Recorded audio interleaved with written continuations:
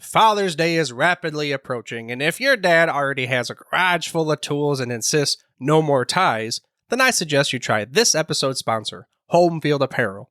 Home Field is a premium brand based in Indianapolis, creating incredibly comfortable, officially licensed collegiate wear from over 150 colleges. They dive deep into each school's history, finding unique logos and mascots to craft nostalgic designs. So for a Father's Day gift to knock out the competition, why don't you take your dad down memory lane of his college glory years when he was big man on campus? You can do this by making sure you head to homefieldapparel.com. Again, that's homefieldapparel.com. This podcast is part of the Sports History Network, your headquarters for the yesteryear of your favorite sport. You can learn more at sportshistorynetwork.com.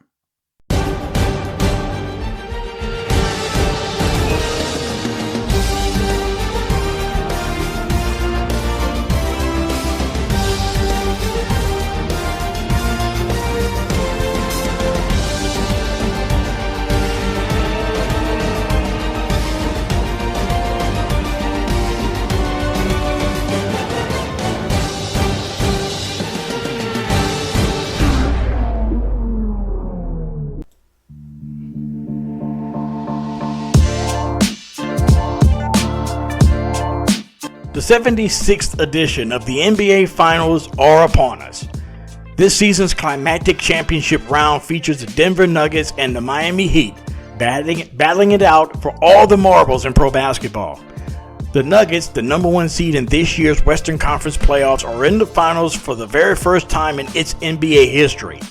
Now, people forget that the Nuggets had been a perennial power in another league during the 1970s.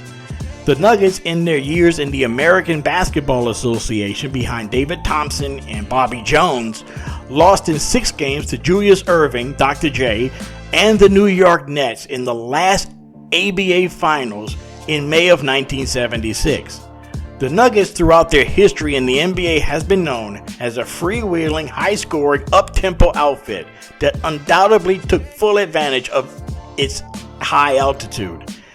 And they featured some of the greatest scorers in league history, from the aforementioned David Thompson to Alex English to Carmelo Anthony to current stars of Nikola Jokic and Jamal Murray. Their opponents for the Larry O'Brien Trophy this year is the Miami Heat, who are in the finals for the 7th time in the history of the team, and simultaneously they avoided being on the wrong side of history after going ahead 3-0 in the Eastern Conference Finals, and was able to defeat the Boston Celtics in Game 7 in Boston. The Heat, with its quote-unquote Heat culture of defense and selfless play, is celebrating its 35th season in the NBA and have been one of the most consistent winners over the last 30 years. Yet it is hard to imagine that the Heat had one of the most difficult beginnings to an expansion franchise ever in pro sports. Hello, once again, everyone. I'm Dana Augusta, and welcome back to this latest edition of the Historically Speaking Sports Podcast, where we discuss the best of sports from back in the day. I'm glad, grateful, and thankful for you taking time out of your busy day or evening or night to give us a listen. And just a reminder, don't forget to subscribe to the show wherever you hear us. In this edition of the podcast, we will take a look at the 2 teams that will square off in the NBA Finals, the Denver Nuggets and the Miami Heat. But we're going to be taking it from a historical perspective, highlighting how each team holds a significant place in NBA history.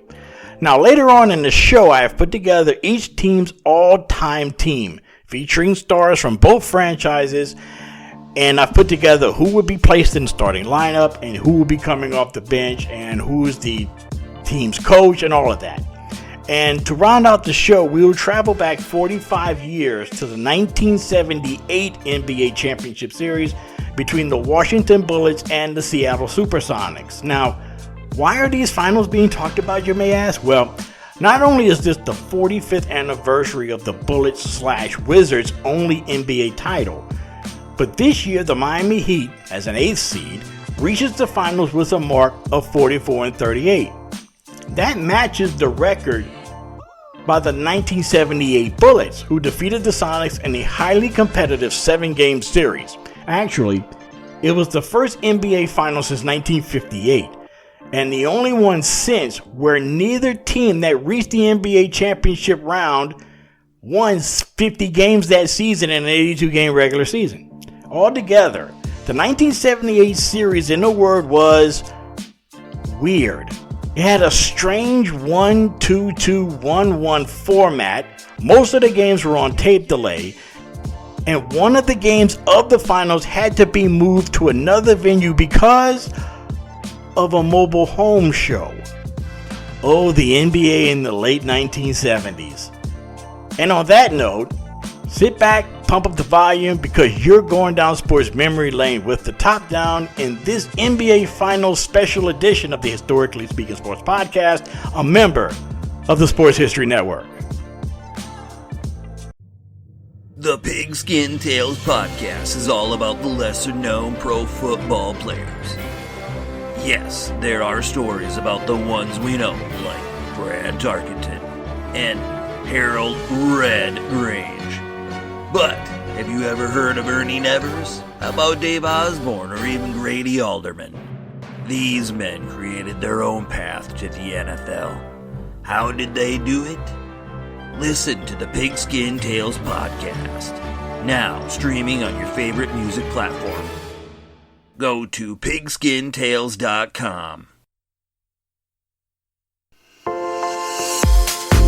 Hello, welcome back to the program. I'm Dana Augusta, your host for this edition of the Historically Speaking Sports Podcast. And this, of course, is our yearly NBA Finals edition. And if you are new here, what we do is we take a quick look at the teams in the NBA Finals. Yeah, we do it through the lens of sports history. And this season, battling it out for the Larry O'Brien Trophy is the Denver Nuggets, reaching the NBA Finals for the first time ever. They're going to be taking on the Miami Heat, looking for its fourth NBA title and its seventh appearance in the championship round. Now, looking at this matchup, I'm struck by the two teams' contrast with one another and how they're viewed through the lens of history, through fan perception and what's not. And on one hand, there's the Denver Nuggets, and I am old enough to remember that when you mention the Nuggets, you think of scoring, and more scoring. One game that comes to mind in particular happened on December 13th, 1983, when the Nuggets hosted the Detroit Pistons at Old McNichols Arena. Now, the two teams combined that night for 370 points, as the Nuggets prevailed in a 186-184 triple overtime thriller, and no, this was not an all-star game. Four players that night actually finished with 40 points or more, including Kiki Vandeweghe, who had a game high of 51 points. And of course, this game was in Denver. The Nuggets have always taken full advantage of its unique home court advantage, being 5,280 feet above sea level and its thin air. The Nuggets became part of the NBA in 1976, being one of the four teams that survived the ABA-NBA merger. With the Nuggets at long last reaching the finals this year, they are the last of the former ABA teams to reach the NBA's promised land. The Spurs, who are called the Invisible Dynasty, have already won 5 NBA titles, while the other ABA refugees, the Pacers and the Nets, have only 3 NBA Finals appearances between them, and neither one have ever won an NBA title. The Nuggets in the early years surprised the experts by finding success almost immediately out the gate. They were led by future Hall of Fame coaches Larry Brown and later Doug Moe, whose 432 wins with the Nuggets are the most in franchise history. Leading the charge on the court were players like the electrifying David Thompson, the Skywalker, and Dan Issel, aka the Horse. They contributed to the team's early success in the NBA. How successful? Well, in their first 14 seasons in the NBA, Denver reached the postseason 12 times, all the while with their exciting brand of basketball attracted fans to McNichols Arena, who routinely filled it and made it very loud and a very difficult place to play for opposing teams. And the altitude didn't help matters. By 1979, the Nuggets offense gained an immediate shot in the arm, as if they really needed it. Denver acquired a sharpshooting small forward in a trade from the Indiana Pacers in the middle of the season named Alex English. English became the embodiment of Nuggets basketball throughout the decade of the 80s. Quiet and efficient, this pure shooter and scorer will become the team's all-time leading scorer. And if there was such a thing as a quiet scorer, it was English. You could be watching a game and the announcer would say, maybe sometime in the third quarter, that English has 31 points, and you would be like, wow, when did he do that? He was quiet and smooth and consistent like the streams flowing from the Rockies. By 1985, the Nuggets were a perennial Western Conference power. From 1979 to 1985, Denver appeared in 3 Western Conference finals, yet they were denied the NBA Finals by the powerful Lakers each time. During that period, the Nuggets showcased several outstanding scorers to go alongside English, such as T.R. Dunn and Dan Issel, Fat Lever, Calvin Nat, and Kiki Vandeweghe. As the calendar turned from the 80s to the 90s, the Nuggets that were once an NBA power began to give way, and the team began to struggle on the court. By 93, the Nuggets looked inward and hired Issel to become their head coach. This simple decision turned the tide of the franchise, and by 1994, Denver was poised to make history.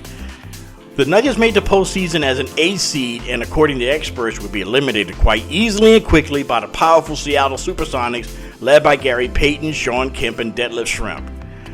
Denver came into the playoffs with a 42-40 record, which was their best regular season mark in 5 years.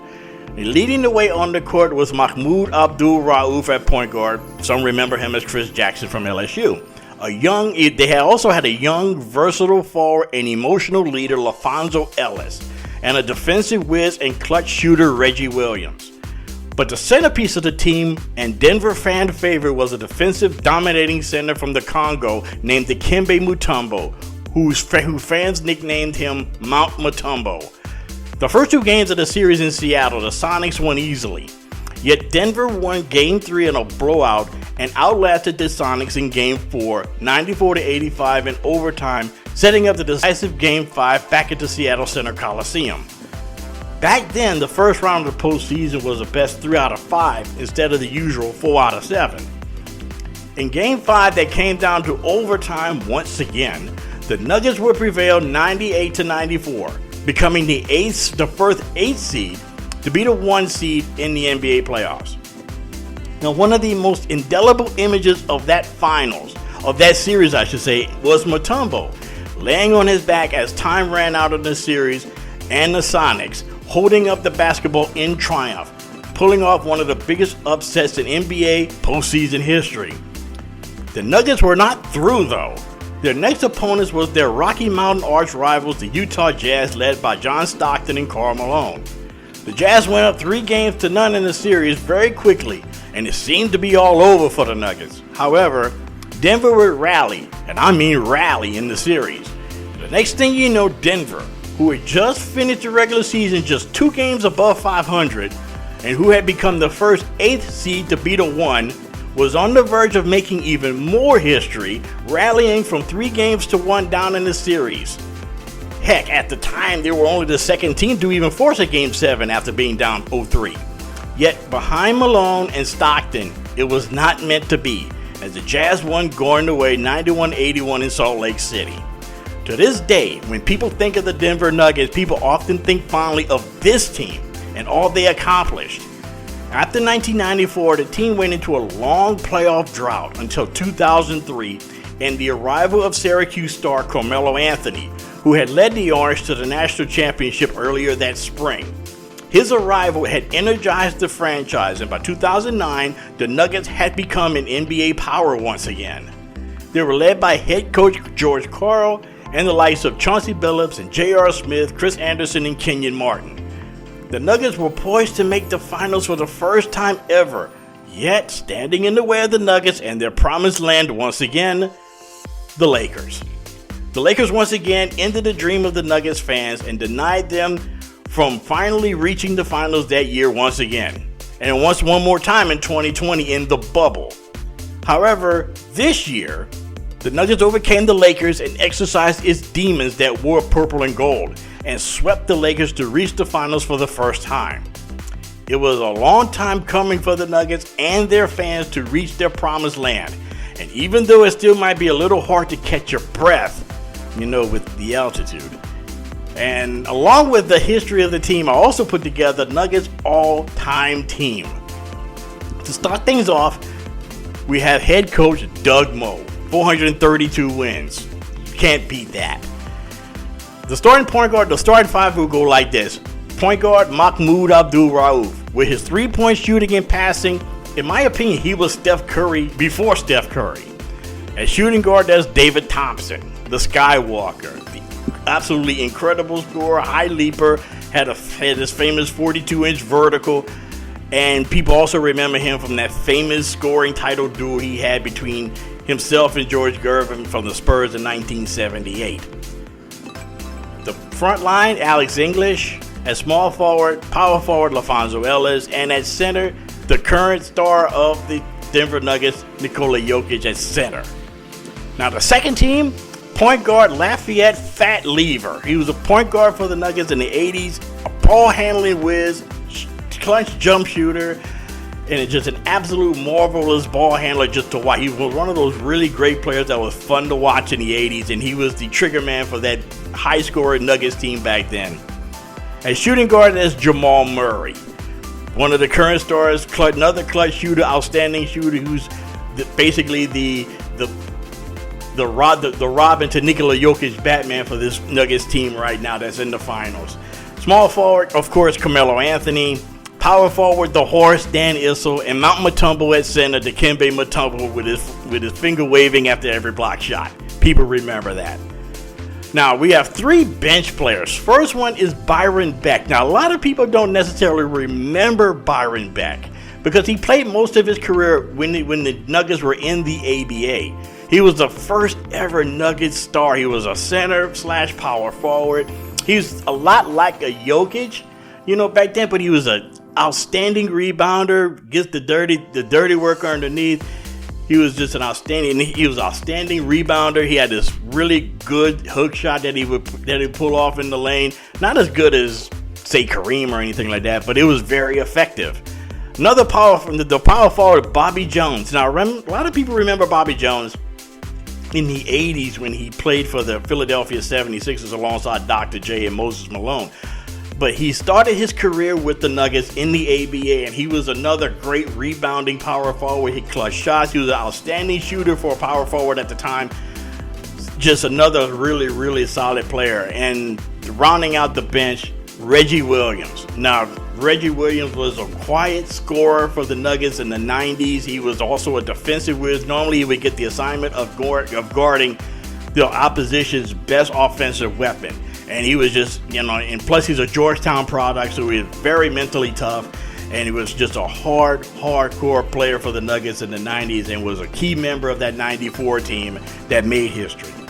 So that rounds out our look at the Denver Nuggets in this portion of the program. And coming up after the break, we're going to take a look at the Miami Heat. And this is a team that had a rough start to start things off in the history of their franchise and became an NBA power. It seemed like almost overnight. And for a time, they were also the NBA's most hated team. Does anybody remember why? That's coming up after the break. At the Sports History Network, we're all about the sports yesteryear, and so we're pleased to introduce you to Row 1. An online memorabilia gallery and shop that brings sports history to life.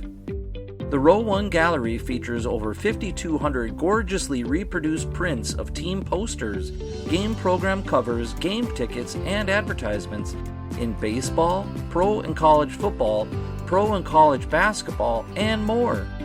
Any gallery item may be printed in a variety of sizes on wood, metal, canvas, acrylic, or poster paper. It's your choice. In the Row 1 shop, you can pick from thousands of unique items that feature retro and historical backgrounds dating back to 1876. We have everything from clothing to phone cases to mugs, even shower curtains. Go to sportshistorynetwork.com/Row 1 for access to the full Row 1 catalog. When you buy from the gallery today, you can instantly save 15% on your purchase. All you have to do is enter the code SHN15 and your discount will be applied. That's SHN15. That's it. Simple. Save 15% off all your prints in the Row 1 gallery. Just go to sportshistorynetwork.com/row1. And don't forget to check out all the podcasts on the Sports History Network. Soundtrack provided by Kevin MacLeod of filmmusic.io.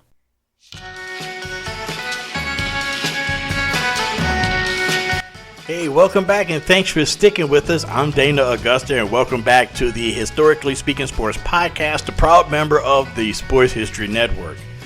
Now, we had just taken a look at the Western Conference champion Denver Nuggets, and now we'll take a quick look at the Miami Heat through the lens of history. Now, unlike the Nuggets, who were in the NBA Finals for the first time, Miami is in the Finals for the 7th time in the 35-year history of the team. And basketball fans in general have a very complicated relationship with the Heat.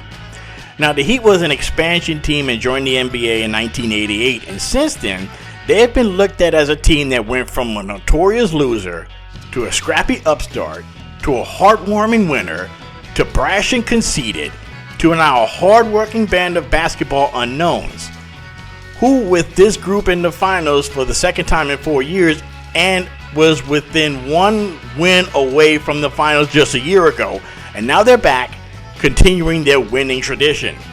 Now, winning for expansion teams have always been difficult, yet for the Miami Heat in 1988 it was especially difficult.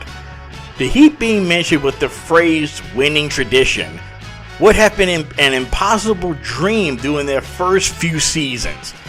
Their first season especially. Led by coach Ron Rothstein, the Heat stumbled out of the gate going 0-17 to start the 88-89 season. Their first win finally came way on December 14th of 88, beating the lowly LA Clippers 89-88 at the Los Angeles Sports Arena. The Heat finished their inaugural season with the dubious record of 15-67. Miami's first team was filled with a lot of young players, including first ever draft choice Syracuse All-American Ronnie Cycli. Also on the team was other veterans such as Rory Sparrow and John Sunvold, former Syracuse star Pearl Washington, and Grant Long, aka my favorite nickname of all time, the Human Vitamin. After a few years of getting over the expansion blues, the Heat was moving up in the standings in the Eastern Conference, and by 1992, Miami was ready for the postseason. That season, Miami, led by head coach Kevin Lockery, finished with a 38-44 mark, which was good enough for the Eastern Conference playoffs as an 8th seed. And the Heat making the playoffs for the very first time. That year, they would face off against the defending NBA champion Chicago Bulls and Michael Jordan.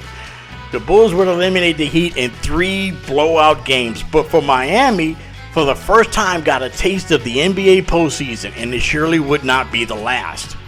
Miami will remain the contender in the Eastern Conference throughout the 90s, adding pieces along the way, including point guard Tim Hardaway from Golden State and Alonzo Mourning, who was acquired from their expansion brethren, the Charlotte Hornets. By 97, Miami was in the Eastern Conference Finals for the first time, and once again standing in their way was Michael Jordan and the Chicago Bulls. Under second-year head coach Pat Riley, who came over from the Knicks, the Heat would lose to the Bulls once again, but a precedent was set. And that was the Heat would reach the Eastern Conference postseason for the next 6 consecutive seasons, led by Mourning, Hardaway, and young Glenn Rice out of Michigan. By 2003, the Heat was coming off back-to-back losing seasons, and all that was about to change in the draft. There are certain times that one draft pick could change the entire fortunes of a franchise, and for the Heat, it was in 2003. So with the 5th pick that year, the Heat drafted a guard from Marquette named Dwayne Wade. Joining Wade was an undrafted rookie named Udonis Haslem from Florida. They would become the backbone of future NBA championship teams. By 2006, Miami, who was just 18 years earlier, was the laughingstock of the NBA and was being compared to the 1976 Tampa Bay Buccaneers, reached the NBA Finals for the first time ever. Joining that team were a couple of stars looking for one last championship opportunity. One, Shaquille O'Neal, who would be the anchor on offense in the low post, and the other addition was Gary Payton, who was looking for that elusive title that would cap his long and storied career. Facing them in the finals that year were the Dallas Mavericks, who were in the finals for the first time themselves. And coming off of a tumultuous regular season that saw Riley replace Stan Van Gundy as head coach, the Heat rallied from down 2-0 in the finals and won 4 straight games to win their first ever NBA title. Wade was named the finals MVP, and the Miami Heat was the toast of the NBA. The Heat was still a consistent winner in the league even after Riley stepped down as coach and returned to the front office. He would be replaced by a young assistant named Erik Spoelstra, who began his tenure with the Heat as a video editor breaking down game film. After a pair of first-round losses in the playoffs, the Heat's fortunes and, for the most part, public perception practically changed overnight. On July 8, 2010, on a live special on ESPN, Cleveland Cavaliers star LeBron James announced that he would be, quote-unquote, taking his talents to South Beach for the upcoming season. Joining Wade and LeBron would be Chris Bosh, who was an all-star with the Raptors, and overnight, the Heat became not only the NBA's hottest ticket, but in all other NBA cities, they became enemy number one. This hatred and animosity was further enhanced when the team was formally announced to the Miami fans, and James declared that they would win as many as 7 NBA championships. In their first season together, Miami would go 58-24 and face off against the Mavericks again in the finals. Yet unlike 2006, the Heat would be upset by the Mavericks in 6 games, losing the final 3 games of the series.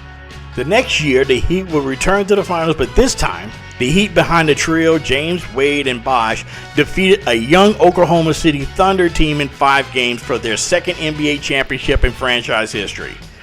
By 2013, the Heat, who had won a franchise 66 games, was poised to become back-to-back champions, and they would return to the finals behind the big 3, James, Wade, and Bosh. But standing in the way were the San Antonio Spurs, with their big 3, Tim Duncan, Tony Parker, and Manu Ginobili.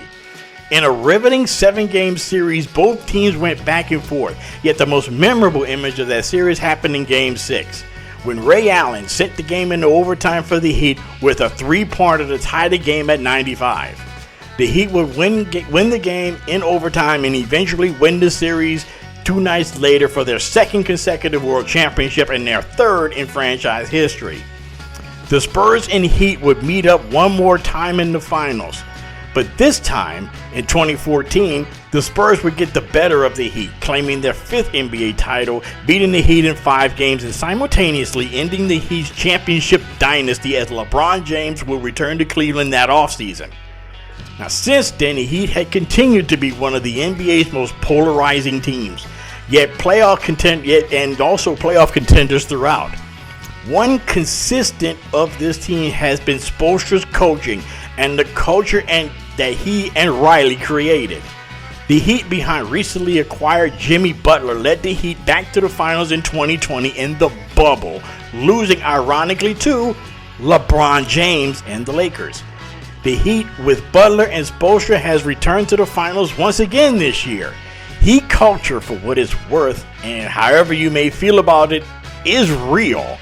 So despite its rough and humble beginnings, Miami has become one of the great franchises in NBA history, not without some controversy. Now, their all-time team is pretty straightforward and is really pretty easy to pick from because they've had a large array of talent throughout the history of their franchise. Head coach to me would be, of course, Erik Spoelstra, who created the culture behind Pat Riley. But Erik Spoelstra, when you think of a Miami Heat head coach, I think you really have to consider Spoelstra as their all-time coach. Now, the starting 5 goes like this: point guard, Tim Hardaway; leader of that team during the 1990s. He's by far the best point guard, pure point guard the team has ever had. Shooting guard, of course, Dwayne Wade. Small forward, LeBron James, obviously. Chris Bosh, obviously at power forward. And at center, obviously, Alonzo Mourning. Can't get more straightforward than that. And just think for a second. If this starting five ever played together, can you imagine how dominant they would really be? I mean, that's scary. Second team power forward, Mario Chalmers. Now, a lot of people kind of dismiss Mario Chalmers, but he was a very important piece of those back-to-back, those 4 consecutive Eastern Conference Championship teams with James, Wade, and Bosh. And people kind of discount how important he was throughout that entire run for the Miami Heat. Shooting guard, Jimmy Butler, who is the embodiment of what is considered Heat culture now, and he's basically the leader of this team that is in the finals right now going up against the Denver Nuggets. Small forward, he was a consistent scorer in the 1990s, and we're talking about Glenn Rice. You know, he's kind of another one that's been kind of under the radar as far as like how great of a player he was during the 1990s. Power forward, Udonis Haslem, who I call Mr. Miami Heat. He played his entire almost 20-year career with the Miami Heat, and he is basically the embodiment of that franchise. And at center, backup center, Shaquille O'Neal. Now, I don't know how personal he would take this being second fiddle to Alonzo Mourning, but if anybody that could kind of talk him into that role, it probably would be Pat Riley, if anybody that's capable of doing that. And on the bench, you have Ronnie Cycli. People forget, this is a really, really good player coming out of Syracuse. The unfortunate part about it was that he really didn't have too much going with him in those early Miami Heat days. But if he would have had, he was a really, really great shooter for a center. He was a tough rebounder, but he was just an outstanding offensive weapon at the low post. And he was one of those first time you really saw like a foreign style, European style center in the league. And he was just an outstanding shooter, very fundamentally sound, and he won a lot of games for Jim Boeheim at Syracuse. And I think that he gets a bum rap throughout his whole entire NBA career, mostly because of the team that he played for. That was the problem. Another one from those early years, rounding out the bench, Grant Long, the human vitamin. He was instant energy coming off the bench for this team. He was a great, outstanding rebounder, outstanding defender, very emotional, but he was also very, very, very tough inside. And another guy that was part of this Miami Heat team and part of some really good teams, and I think that people kind of forgot about him rounding out this bench, was Eddie Jones, who was coming out of Temple. He was a very, very great player, great defender, clutch shooter, outstanding player. But a lot of people kind of, he played a lot of his years with the Lakers. He came to South Beach and he played outstanding for the Miami Heat during his time there. But people kind of forget how great of a player he was. And he was just such a tremendous, swing man. Could play some guard, could play some forward. He had great size, great shooting ability. So that is my all-time team for the Miami Heat. And coming up next, right after this short break, the Miami Heat have a lot in common with a team with a team that won a championship in the past. 45 years ago was the 1978 NBA Finals. And we're going to be talking about that series in a moment, and you're probably going to be wondering, okay, what is so special about the 78 Finals? Well, let's just say the Miami Heat and one of the teams that's playing in the finals, they have a lot in common with. So we're going to be talking about that after this short break. You're listening to the Historically Speaking Sports Podcast, a member of the Sports History Network.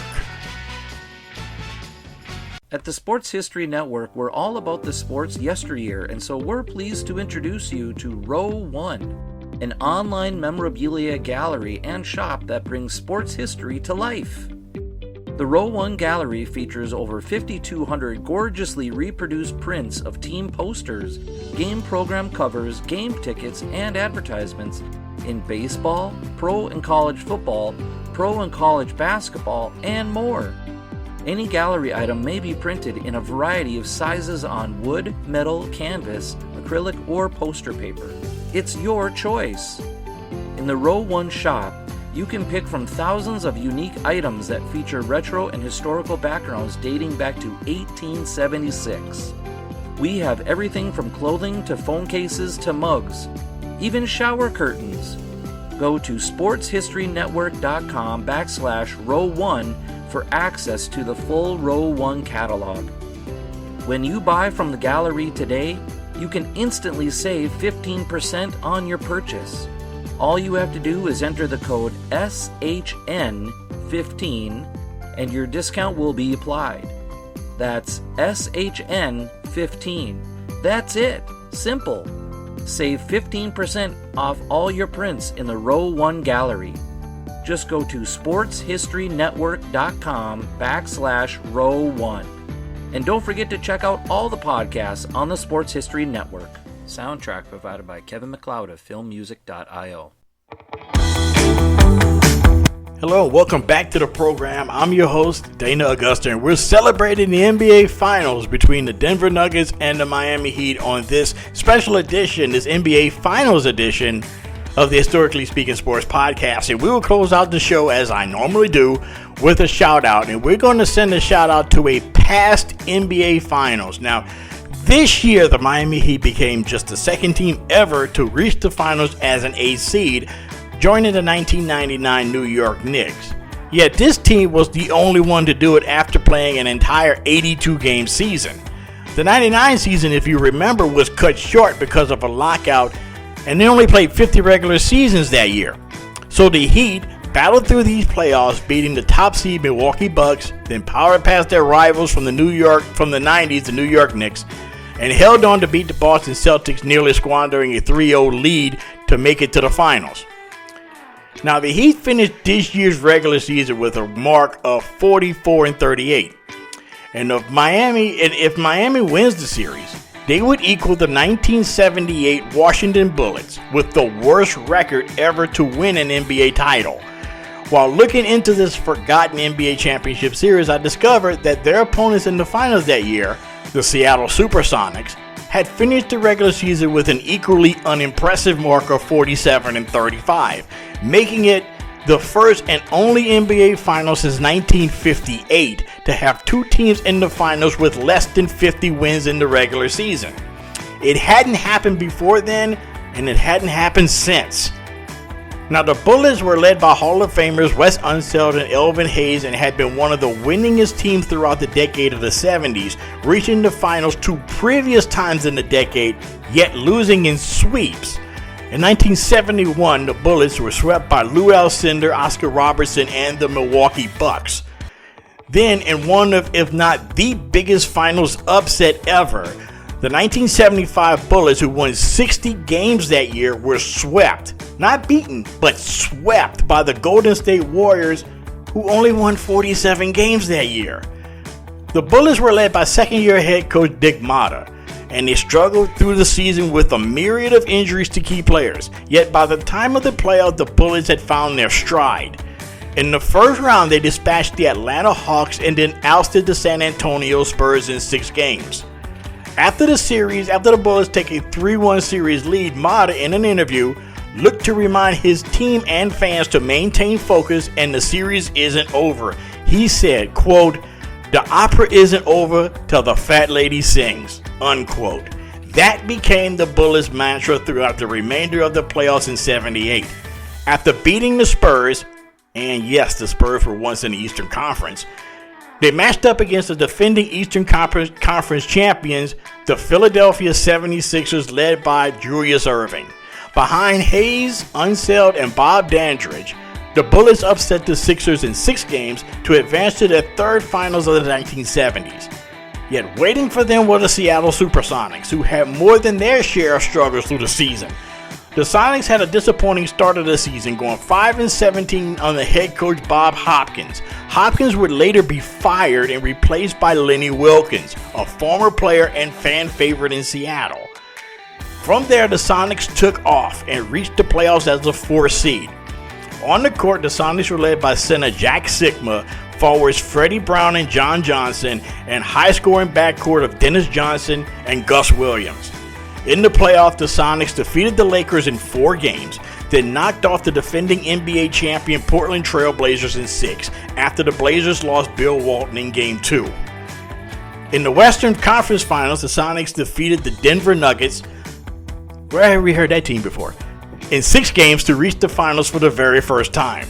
In this very unlikely NBA Finals, both teams had less than 50 wins, and it became evident that this was going to be a hard-fought series. This was not only a hard-fought series, it was also weird. Well, for one thing, this was 1978. The NBA Finals games that were on television were on tape delay, meaning that games that took place on weeknights were not seen live, and the games were broadcast after the late local news. Fans had to stay up till 11 o'clock at night to watch a game in the finals. Another aspect of the finals was the format. Instead of the current 2-2-1-1-1 format or the traditional 2-3-2 format, the 1978 finals went this way. The first game of the series opened in Seattle at the Seattle Center Coliseum. Games 2 and 3 would be played at the Capitol Center in Landover, Maryland. Games 4 and 5 would be back in Seattle, Game 6 in Maryland, and then Game 7 back in Seattle, giving you the unusual 1-2-2-1-1 format. The series opened on Sunday afternoon, May 21st at the Seattle Center Coliseum. The Bullets would lead for most of that game, with their largest lead being 19. However, in the 4th, the Sonics would turn the tables on Washington thanks to the shooting of downtown Freddie Brown. Brown would score 16 of his game-high 32 and rally Seattle past Washington 106-102 to take Game 1. Now the series shifted to the Capitol Center in Landover from Game 2. The story of the game was Bob Dandridge, who was brought to the Bullets an additional NBA experience as a member of the 1971 Bucks that defeated the Bullets in 4 games. Now this time as a member of the Bullets, his 34 points in Game 2 led the Bullets to their first ever win in NBA Finals competition, 106-98. Because remember, the Bullets were swept in their previous 2 NBA Finals appearances. Elvin Hayes was also a factor, scoring 25 points in the win. Now, with the series tied at 1-1 apiece, both teams looked to gain the upper hand in Game 3, which came down to the final seconds. With 10 seconds remaining in regulation, the Sonics held a slim 3-point lead, and the Sonics inbounded the ball to Bullets guard Tom Henderson, who stole it from Dennis Johnson and scored to bring the Bullets to within 1 point. Now, when the Sonics attempted to inbound the ball again, Paul Silas stepped on the baseline and turned the ball back over to the Bullets. After a Washington timeout, the Bullets inbounded the ball, and with time running out, Dandridge had a wide open shot at the buzzer that rimmed out, and the Sonics held on to a 93-92 win to lead the series 2-1. Now, with the Sonics holding a 2-1 series lead, the scene shifted back to Seattle for Game 4.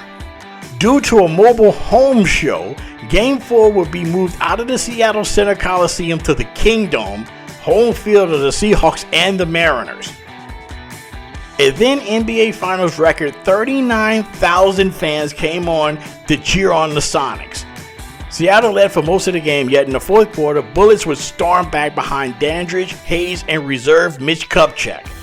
Both teams would go back and forth down the stretch of the game. Dandridge would once again have the ball in his hands for the final shot at the end of regulation, yet his shot would be blocked by Dennis Johnson and the game would go into overtime. In the extra period, the Bullets' Charles Johnson, a reserve guard, hit 3 quick shots to give the Bullets the lead and ultimately the game 120-116. The series was now tied 2 games apiece.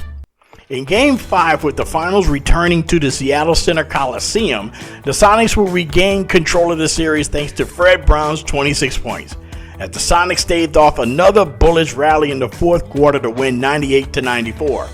Kevin Greavy led the Bullets with 22 points as they erased an 11-point Sonics lead in the 4th. With the win, Seattle was just one win away from their first NBA title. Yet Game 6 would be back at the Capitol Center in Landover. The Bullets would force a Game 7 as they blew out the Sonics 117-82. The convincing win was sparked by a coaching move by Dick Motta. Before the game, Motta inserted Greg Ballard in the starting lineup and moved Dandridge to shooting guard to shore up the Bullets' starting backcourt. The 35-point win was the largest margin of victory in finals history until the 1998 finals, when the Bulls destroyed the Sonics 96-54.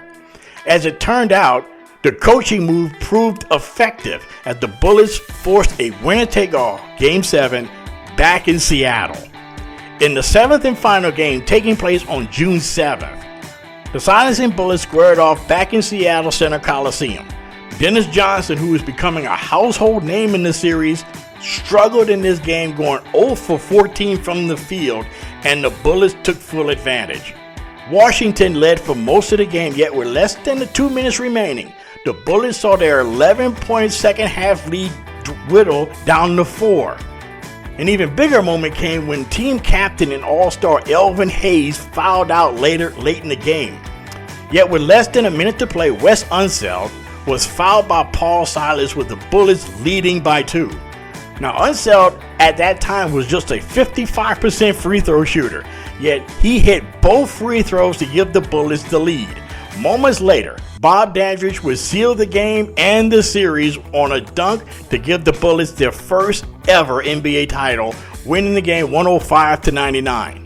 In the locker room, Coach Motta celebrated with his team wearing a beer-soaked, the opera isn't over till the fat lady sings t-shirt.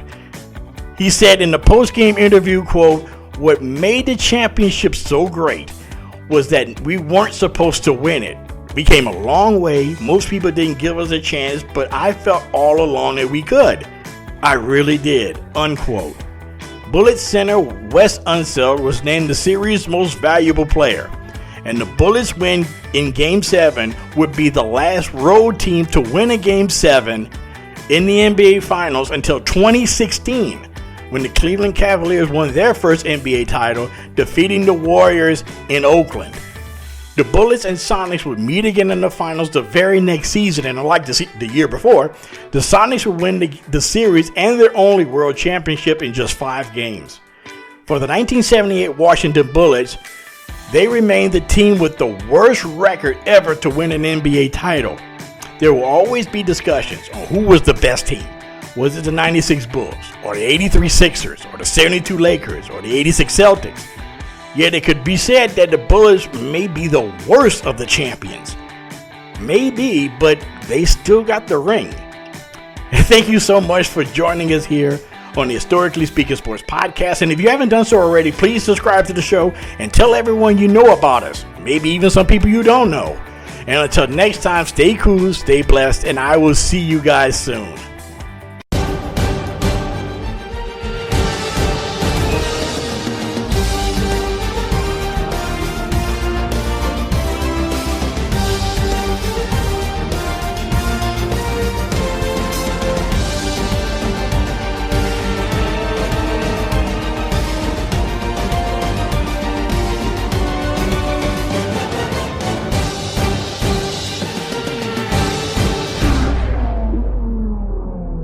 Hey there, sports history fan. This is Darren Hayes, host of the Pigskin Dispatch and Jersey Dispatch podcast. I hope you've enjoyed another great episode here on Sports History Network. Now, speaking of sports history, this episode was brought to you by Firefly Books, and they have 2 great ones for you this summer. For basketball fans, they have the NBA 75, The Definitive History by author Dave Zarum, who's appeared on our Jersey Dispatch podcast recently. He tells about the experience, the thrilling journey of the NBA, from its humble beginnings to its modern glory. Uncover the untold stories of triumph, controversy, and the greatest stars of the game. This isn't just a book. It's courtside seats to over 75 years of NBA history. And for the golf enthusiasts, swing into The Golf Round I'll Never Forget by Matt Adams. Relive 50 of golf's most memorable moments through the eyes of the legends themselves. From Garcia's triumph at the 2017 Masters to Nicklaus' miraculous 1986 comeback, it's the closest you'll get to walking the fairways with golf's greatest. Get your summer read on. Grab a copy of NBA 75 or The Golf Round I'll Never Forget, available online or at your favorite bookstore.